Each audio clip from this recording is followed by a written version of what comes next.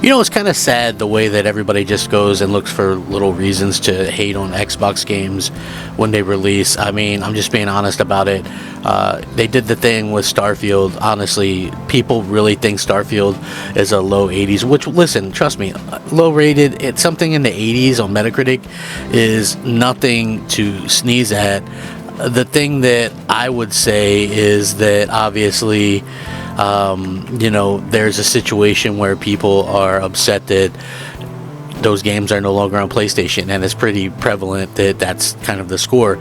Sort of the same thing with Forza Motorsport, right? Like, this team used to put out a racing game every other year, and those games would be, back in the 360, 90s rated, and then with the Xbox One era, high 80s rated.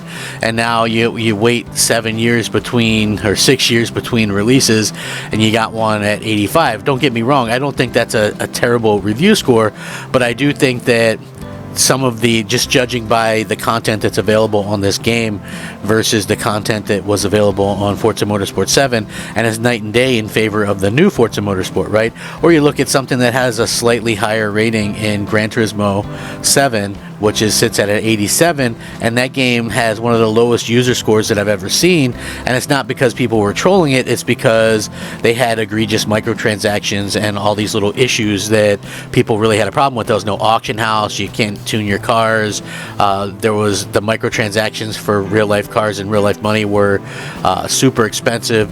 To earn anything in that game took days and days and days of racing. It was really, really bad, yet the game got a, I can't remember if it was that one or Forza or Gran Turismo Sport, but the online mode or like the single player mode wasn't even there at launch, and it still got a high rating. So, it's sort of, you look at this and you go, well, what's Microsoft have to do? Listen, I don't think that, like I said, I don't think 85 is a terrible rating. I just think that it's not lining up because factually to me, and probably to a lot of people, like, let's just say, for instance, IGN gave it an 8, but they gave Forza Motorsport 7 a 9.2, right? Do you see the difference there?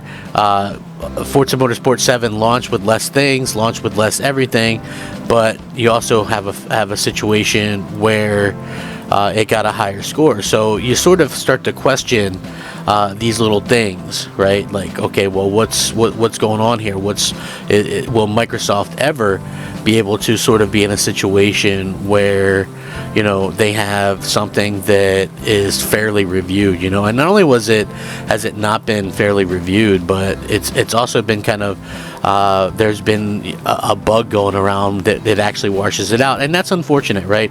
But we live in a day and age where there can be little weird bugs, and it has to do with you change a setting to the game, and then the game itself will look washed out and things like that, and that's unfortunate, and that sucks, and they'll patch that pretty quickly, I'm pretty sure about that. But when you have a game that does that, and you go back into settings, you have to restart your game, and the fact of the matter is the people that were trying to show off this game didn't do that, so the game looked washed out and didn't look as good as it should, and that's unfortunate. But like I said, that looks like it's going to be something that they're going to fix pretty much right away, and so we're going to see a situation where that would be made the better of. But again, when you see a game get kind of blasted for the things that this game is getting, like, there's no way that should be a thing, and people are already trying to like run with it. Like, this is the funny thing to me, right?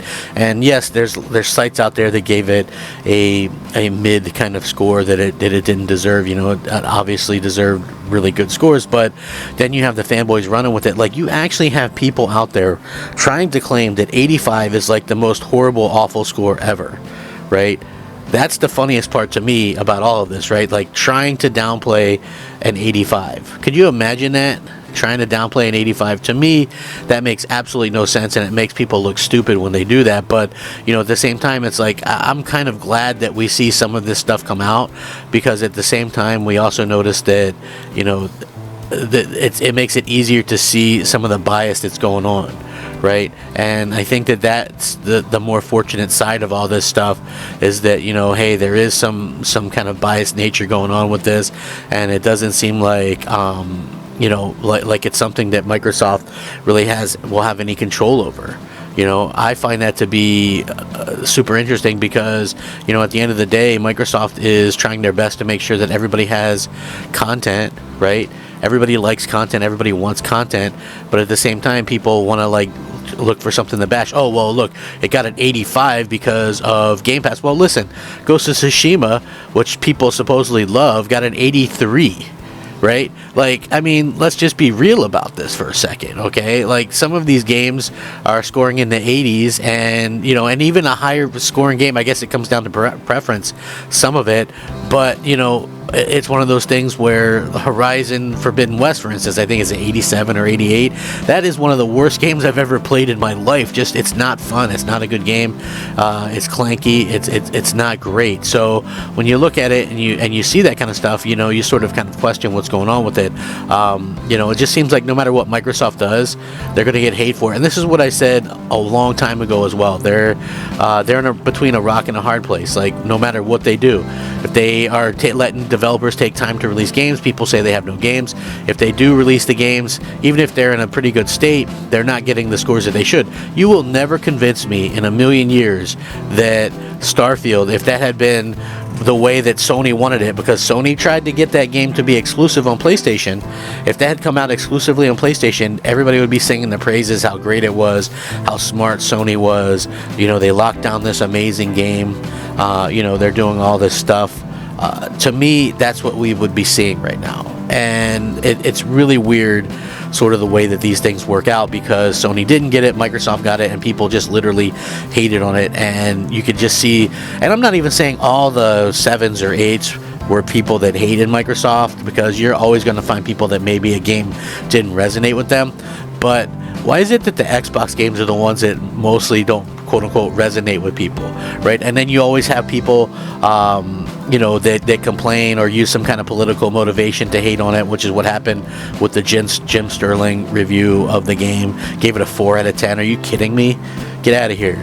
You know, you had the guy from IGN give it a 7 out of 10, but he gave Duke Nukem Forever an 8 out of 10. And he's been quoted recently as saying, you know, making fun of Xbox and saying the best way to play Xbox is an Xbox, and the best way to do this, and, you know, kind of really hating on Microsoft buying Bethesda and really hating on Microsoft buying Call of Duty. So, you know, again, like, this guy really kind of comes across as anti-capitalist, and so gives an Xbox game a bad review score. Now, at the end of the day, it didn't end up costing Microsoft much, because you know, it still got real universal high praise from, like, what, 85% of the people. Just like this game, if you look at it, it's universally praised. You know, a 95% positive review mark, but for some reason a 95% review mark being positive is only coming out on 85. So and I get it too, Forza Horizon is a little bit more accessible than this, but what do you guys think? Will Microsoft ever be on par?